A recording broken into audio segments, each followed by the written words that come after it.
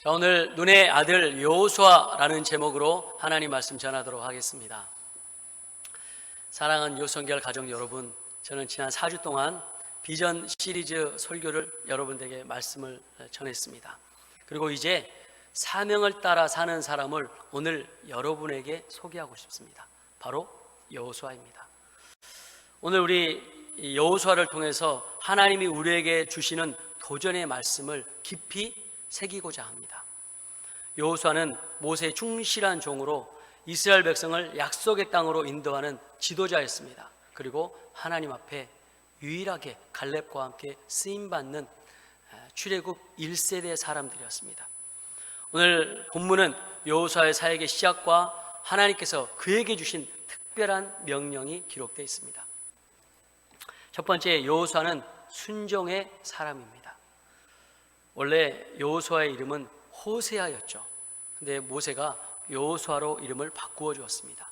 이 이름의 뜻은 여호와는 구원이시다 라고 하는 뜻이죠. 이는 장차 이가 이스라엘을 구원할, 그래서 출애굽을 통해서 가나안 땅에 들어갈 수 있는 믿음의 사람임을 보여주고 있습니다. 신약에서는 이 여호수아라고 하는 이름이 예수라고 하는 이름으로 불려집니다. 결국 여호수아는 예수님의 그림자와 같은 인물로 가나안을 정복하고 구원의 역사를 이루는 믿음의 사람이었습니다. 여호수아는 모세의 후계자로 출애굽한 이스라엘 백성을 가나안 땅으로 인도한 아주 중요한 인물입니다. 그는 애굽에서 노예로 태어났고 에브라임 지파 출신입니다. 첫 등장부터 군사 지도자로 활약하며 아말렉과의 전투에서 승리를 하게 됩니다. 후에 여리고성과 기브온 전투에서 하나님의 기적적인 도우심으로 연승을 하는 그런 기록들이 성경에 기록됩니다. 또한 여호수아는 12정탐꾼 중에 한 명이었습니다. 갈렙과 함께 이 가나안 땅의 백성들은 우리의 밥입니다 라고 신앙의 고백을 했죠. 이스라엘 백성들이 불신 가운데 있을 때, 가나안 땅을 두려워했을 때 여호수아는 믿음을 지켰고, 믿음으로 인해서 여호수아와 갈렙만 가나안 땅에 들어갈 수 있었습니다. 철저히 하나님 앞에 순종하고 이스라엘 백성에게도 언약을 통해서 충성할 것을 계속 권면하는 사람이 바로 여호수아였습니다. 여호수아가 했던 유명한 말 중에 하나는 여호수아 24장 15절에 오직 나와 내 집은 여호와를 섬기겠노라, 여호와만 섬기겠노라 라고 고백합니다. 그리고 여호수아는 모세 옆에서 비서와 같은 역할을 충실하게 감당합니다. 모세가 무슨 일을 지시하든 목숨을 걸고 순종하며 일을 감당했고, 늘 곁에서 모세를 잘 보좌했습니다. 작은 일부터 큰 일까지 항상 충성했습니다. 이 여호수아가 작은 나이가 아닙니다. 지금 출애굽할 때가 BC 1446년이었는데 당시 여호수아의 나이는 55세 정도로 추정합니다. 그리고 광야 40년을 보내고 모세의 뒤를 이어서 지도자로 계승이 되었을 때 그의 나이는 95세였습니다. 그리고 95세 나이에 칼을 들고 가나안 땅 정복전쟁을 15년 동안 합니다. 그리고 110세가 됐을 때 하나님의 부르심을 받습니다. 하나님께서 힘을 주셔서 승리했지만 고령의 나이에 몸이 아픈 것도 많았을 것입니다. 그래도 굴하지 않고 끝까지 순종하며 하나님 앞에 섰습니다. 여호수아는 진정한 순종과 충성의 사람이었습니다. 여호수아가 모세에게 비서 같은 역할을 감당했다고 말씀드렸습니다. 자, 여러분, 세상은 어떻습니까? 특별히 기업은 어떤 사람을 주목할까요? 회사에서도 조직의 발전을 위해서 헌신하는 사람을 눈여겨봅니다. 특히 회사에서 비서의 역할을 지혜롭게 감당하면, 사장님을 또 잘 모시면 그 회사의 경영권을 물려받기도 합니다. 우리나라의 이 비서, 이 세크레터리의 개념과 이 미국에서의 개념은 완전히 다릅니다. 그래서 조직이 발전하면서 회사에서 비서의 역할은 좀 더 전략적으로 변하고 있습니다. 특히 이 회사 대표, CEO와 이사회가 밀접하게 협력해서 지배구조, 또 회사의 위험관리, 규제의 문제를 다루는 일을 회사가 하죠. 사장님의 이런 고민을 사석에서 비서와 함께 나누는 거예요. 그리고 의견을 같이 나누고 고민하는 거죠. 그래서 비서의 역할은 경영 리더십에 필요한 중요한 기술을 익힐 수 있는 기회의 자리가 되고 있습니다. 아이언맨 영화를 보면 토니 스타크가 그 비서였던 그 여자분에게 그 회사의 경영권을 주기도 합니다. 이게 미국 가운데 있었던 문화 중에 하나입니다. 세상에서도 회사에 헌신하는 사람을 눈여겨보고 리더십으로 기회를 줍니다. 하나님도 마찬가지입니다. 여호수아처럼 하나님과 사람 앞에 충성하고 순종하면 하나님께서 특별한 기회를 주시는 것입니다. 그리고 그런 사람에게 하나님께서 기름 부으셔서 능력의 종으로 하나님 사용하십니다. 여호수아처럼 순종을 통한 하나님의 은혜와 또 리더가 되는 기회를 잡으셔서 사명의 일을 감당하시길 주님의 이름으로 축복합니다. 출애굽 1세대 남자 장정이 60만 명이었습니다. 그 중에 여호수아와 갈렙도 포함되어 있었습니다. 누구나 받을 수 있는 기회가 주어졌습니다.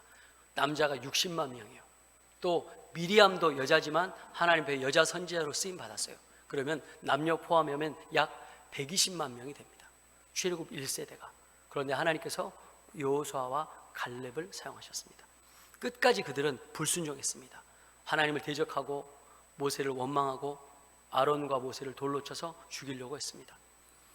누구나 받을 수 있는 기회가 주어졌지만 믿음과 순종으로 감당한 여호수아 갈렙만이 그 기회를 부여받았습니다. 다시 한번 기억하십시오. 순종과 충성만이 하나님 앞에 쓰임받을 수 있는 줄 믿습니다.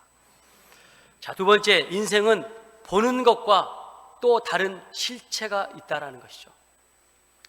여호수아가 모세 옆에 있을 때는 모세의 지시를 따르기만 했으면 됐습니다. 하나님께서 여호수아에게 직접 나타나셔서 말씀하시는 적은 없었습니다. 그런데 이제 모세를 대신해서 그 자리에 서보니까 결코 쉽지가 않은 거죠. 우리가 인생에서 겪는 일들도 마찬가지예요. 남이 하는 일을 보면 나도 할 수 있겠다 하고 생각하지만 막상 그 자리에 서면 현실의 무게감을 느끼는 거예요. 제가 2011년도에 담임 목회를 처음 시작했습니다. 그때 제 마음에 내가 그동안 배웠던 훈련 받았던 이 모든 것이 있으니까 나는 목회를 잘할 수 있겠구나, 금방 교회가 부흥하겠구나, 그렇게 생각을 했어요. 그런 교만함이 저에게 있었어요. 그리고 이것이 믿음으로 포장돼서 내 자신까지 속이고 있었어요. 너는 할 수 있을 거다. 너는 할 수 있을 거다. 근데 막상 담임 목회 시작해 보니까 하나님 의지하지 않고서는 한 걸음도 내딜 수 없는 것을 깨닫게 되었습니다. 다른 일도 마찬가지지만 영혼을 대하는 목회는 특히 하나님께서 도우시고 역사해야 되는, 역사하셔야만 가능한 일임을 깨닫게 되었습니다. 그래서 순간순간 하나님의 도우심을 구하며 겸손히 하나님께 나아갔습니다. 여호수아도 오늘 하나님 없이는 안 된다는 걸 알고 있는 거예요. 그러니까 하나님께서 여호수아에게 강하고 담대하라 계속 말씀을 주시는 거죠. 그리고 좌로나 우로나 치우치지 않고 이 말씀을 붙잡고 네가 순종하면 내가 어디로 가든지 너와 함께하고 형통할 것이다 약속합니다. 생각해 보세요. 95세의 나이에 칼을 들고 아무것도 훈련받지 않는 광야에서 40년을 보내고 그전에는 이집트의 노예로 있었던 이 사람들, 군사 이 정보와 군사력과 어떤 이게 하나도 갖춰지지 않는 사람들과 철기 문화, 당시에 철기 문화에 있는 사람들, 성벽을 가지고 있는 사람들, 무기를 가지고 있는 사람들과 싸워야 되는 거예요. 성경은 간략하게 기록되어 있지만 그 당시의 역사적 배경을 보면 도저히 이길 수 없는 싸움입니다. 그리고 여호수아는 지금 95세입니다. 그래서 두렵고 떨리는 마음으로 하나님을 의지했습니다. 하나님밖에 없었어요. 그래서 하나님께서 가나안 정복 전쟁을 할 때마다 여호수아의 믿음과 겸손함을 통해서 전쟁에 승리케 하셨습니다. 우리 역시 인생에서 순간순간 맞이하는 이런 영적 싸움과 같은 것들이 있어요. 어떤 질병의 문제, 사업의 문제, 재정의 문제, 건강의 문제, 자녀손들의 문제, 살면서 정말 영적 전쟁과 같은 문제들이 우리를 둘러서 에워싸고 있습니다. 도저히 이 문제에 해답이 없는 것처럼 답답할 때가 너무나 많아요. 근데 그때 어떻게 해야 됩니까? 눈을 들어 강하고 담대하게 하나님 바라보는 것입니다. 하나님 의지하는 것입니다. 하나님 밖에는 이 문제에 해답이 없다라고 고백하는 것입니다. 하나님 살려달라고 고백하는 거예요.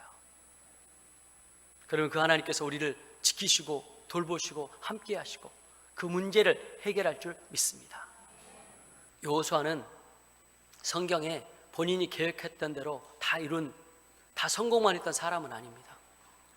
여호수아는 실패를 딛고 일어서는 사람이었습니다. 브래드릭 로버슨이라고 하는 사람이 이렇게 이야기합니다. 인생은 실수의 연속이다. 여호수아는 실수를 가장 적게 한 최고의 그리스도인도 최고의 장군도 아니었다. 그러나 그는 실수를 만회함으로써 가장 눈부신 승리를 거둔 최고의 사람이었다.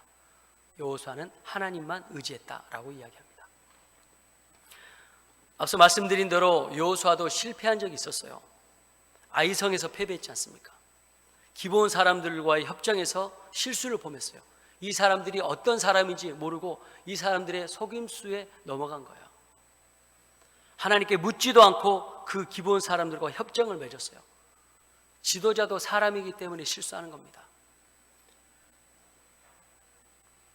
그런데 이 실수를 어떻게 만회하느냐가 그 지도자의 성품으로 우리가 볼 수 있습니다. 성품으로 나타나는 거예요.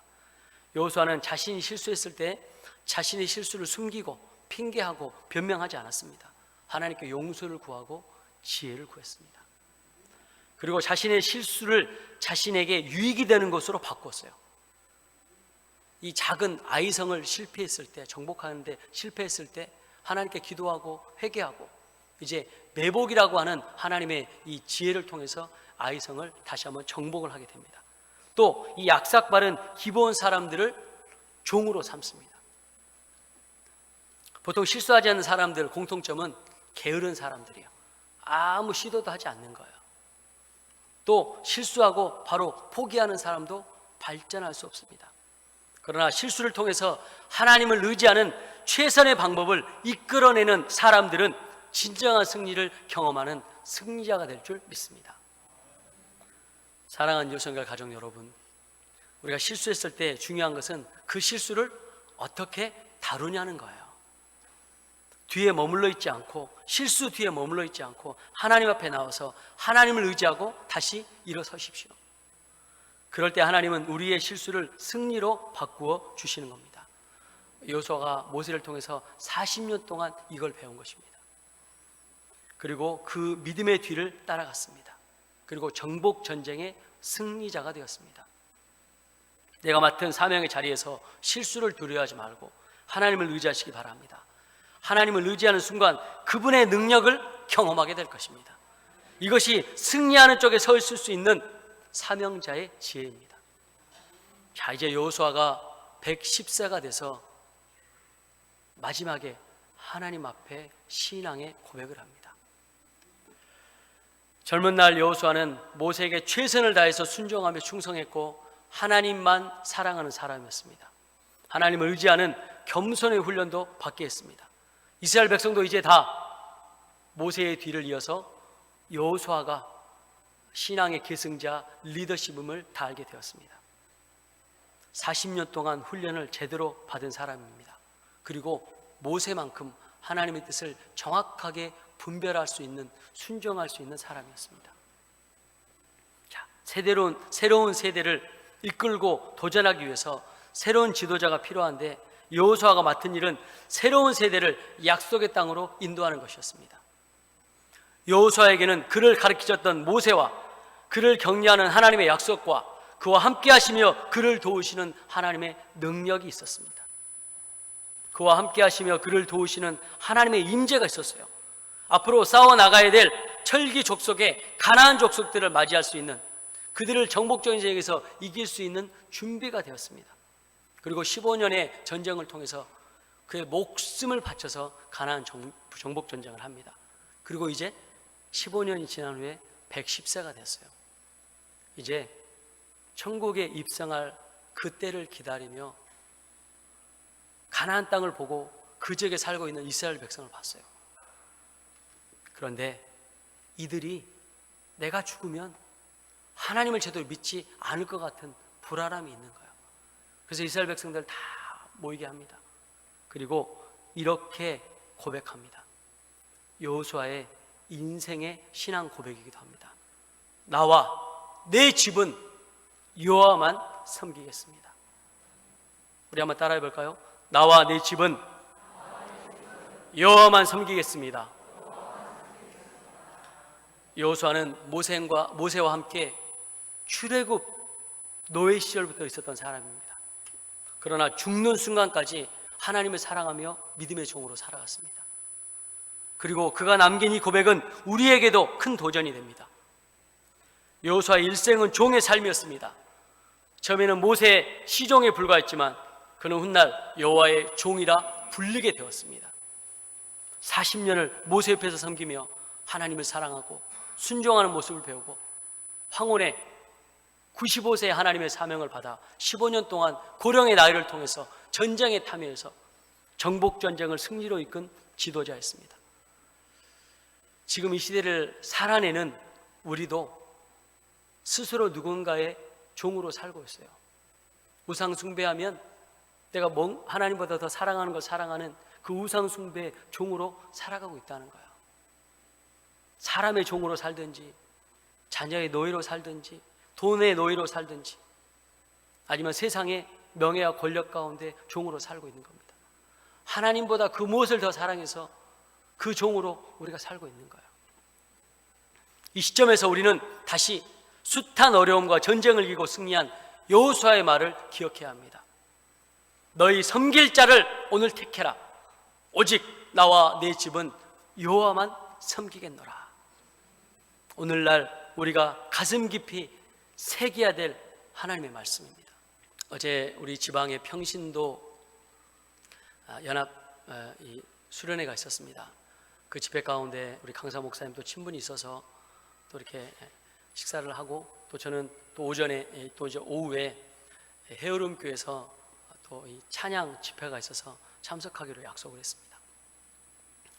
쉽게 모실 수 없는 팀이 여수까지 왔습니다. 그리고 헤어룸 교회 목사님이 큰 대가를 지불하시고 여수 지역을 섬기는 마음으로 중고등부 학생들을 섬기는 마음으로 이렇게 귀한 자리를 만들어 주셨어요.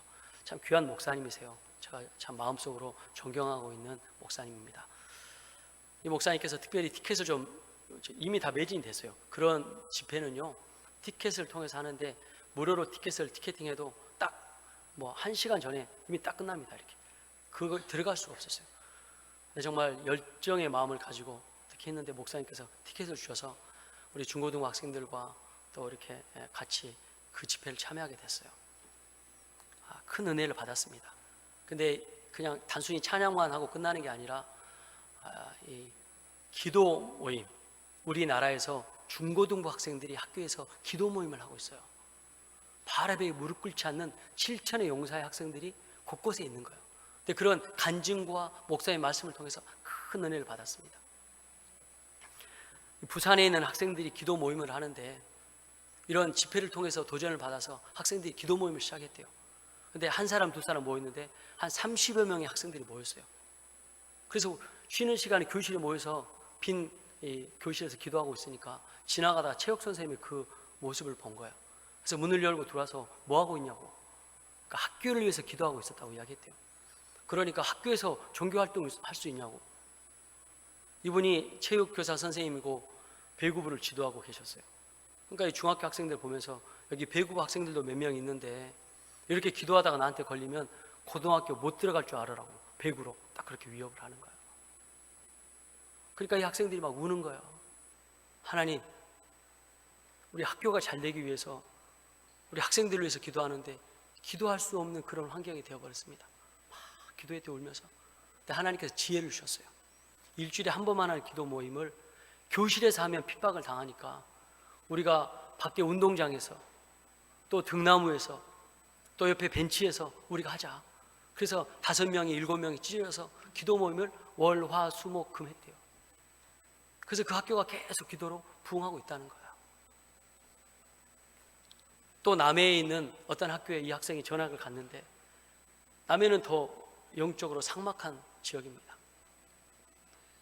한 30여 명의 학생들이 있는데 하루는 담임 선생님이 와가지고 갑자기 수업을 안 하고 40분 동안 교회를 핍박하는 이야기를 하는 거예요.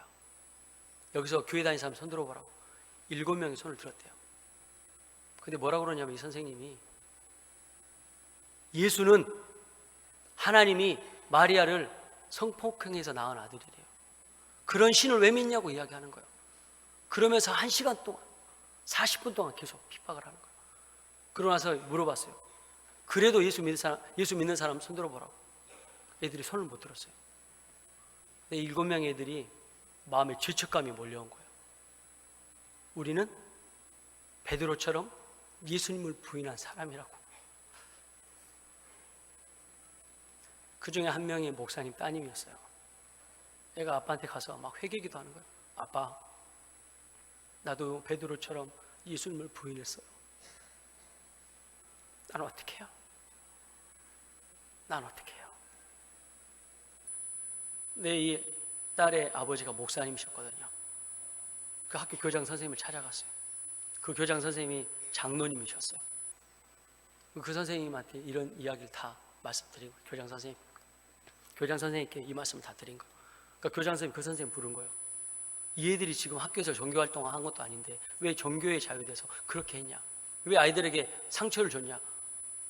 공개적으로 사과하라 그랬대요. 그래서 공개적으로 사과한 거예요. 여러분, 우리 학생들이 지금 이런 환경과 상황에서 신앙생활을 하고 있는 거예요. 여수는요, 손양한 목사님의 순교의 핏값이 있기 때문에 저 같은 목회자가 가면 대접을 받는 거예요. 우리 원로 목사님 33년 동안 여수가 하나 되는 운동을 하시고 목회자를 격려하고 교회를 격려해서 제가 온 지 얼마 안 되지만 대접을 받고 있는 거예요. 근데 다른 영적인 불모지에 있는 지역에 있는 학생들은 이런 지금 핍박을 받고 있는 거예요. 2000년 전에 예수님이 십자가에 못 박혀 죽으셨는데 2000년 후에 지금도 예수님이 십자가에 못 박아서 고통을 당하고 계시는 거예요. 다음 세대가 지금 우리의 기도 없이는 한순간도 이길 수 없는데 여러분 깨어서 기도해야 되지 않겠습니까? 여러분의 자녀손들을 여러분의 힘으로 끝까지 승리해서 하나님 사람으로 세울 수 있습니까? 나와서 기도하십시오. 방법이 없어요.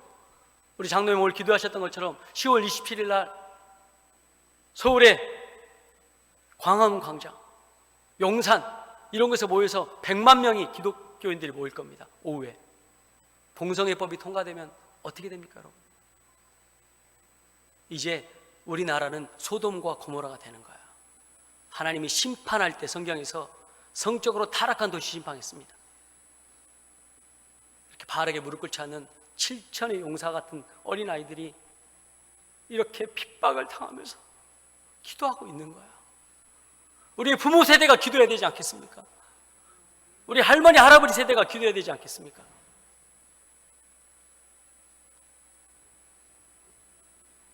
예수님이 우리를 이렇게 잘 살게 하셨는데 하나님의 은혜로 이렇게 좋은 시대를, 좋은 세월을 살고 있는데 다음 세대를 책임지지 않으면 누가 이 다음 세대를 책임질 수 있습니까? 다음 세대를 위해서 기도하지 않으면 누가 다음 세대를 하나님께로 이끌 수 있습니까?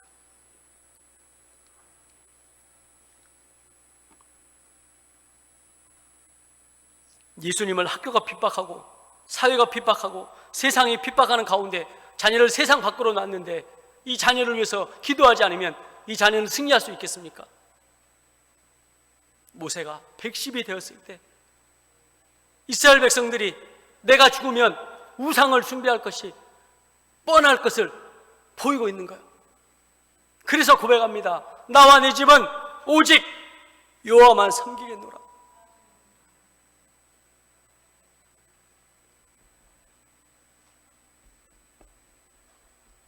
나와 내 집은 오직 여호와만 섬기겠노라. 세상에서 잘 먹고 잘 사는 것이 자녀를 키우는 기준입니까? 그러면 그 자녀가 이 땅에서 잘 살고 잘 먹고 잘 살다가 이제 천국에 가든지 지옥에 갈 텐데 그 영혼의 책임은 누구에게로 돌아갑니까? 하나님 나에게 맡겨주신 최고의 선물인데 우리의 다음 세대가 다른 세대가 돼서 살고 있어요. 30년이 지나면 우리 그리스도인들의 퍼센테이지가 3%가 되는 거예요. 그리고 우리나라는 선교지가 돼요. 문중영 전사님의 피값이, 손양원 목사님의 순교의 피값이, 우리 원로 목사님의 33년의 목회와 우리가 기도했던 모든 것들이 다시 모래성처럼 다 무너지게 되는 거예요. 기도하지 않으면 다음 세대를 어떻게 세우겠습니까?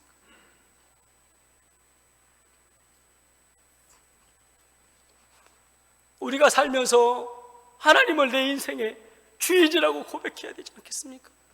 우리를 보고 자녀들이 따라와야 되지 않겠습니까? 교회가 이렇게 타락하고 악한 것 제 책임이에요. 목회자 책임. 목회자가 하나님 나라 가치대로 살지 않으니까 교회가 타락하고 성도가 타락하고 방관하고,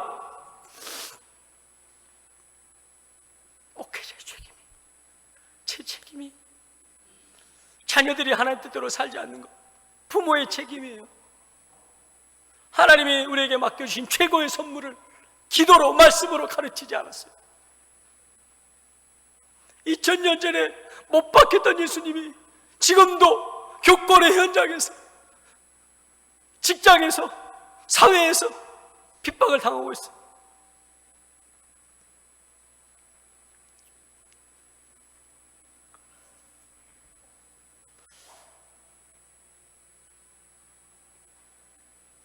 모세가 어땠을까? 여호수아가 어땠을까? 정말 묵상했어요. 깊이 묵상하고 또 묵상했어요. 모세가 느보산을 바라보면서 이스라엘 백성들을 바라봤을 때의 마음, 이제 110세가 되었던 여호수아가 가나안 땅에 살고 있는 이스라엘 백성들을 바라봤을 때의 마음, 나와 내 집은 오직 여호와만 섬기겠노라. 간절한, 처절한 이 신앙의 고백이 있었습니다. 오늘 우리에게 주어진 사명도 마찬가지입니다. 우리가 하나님께 순종하고 담대함으로 나갈 때 하나님께서 우리와 함께 하시며 다음 세대도 책임질 줄 믿습니다. 한 번뿐인 인생 사명 감당하시다가 하나님 앞에 마음껏 쓰임받으시는 믿음의 사람 되시길 바랍니다. 전도하고 선교하고 다음 세대에 세우는 것 하나님 우리에게 주신 비전이고 사명입니다. 그 사명을 따라서 하나님 앞에 쓰임받으시는 저와 여러분 되시길 주님의 이름으로 축원합니다. 기도하겠습니다.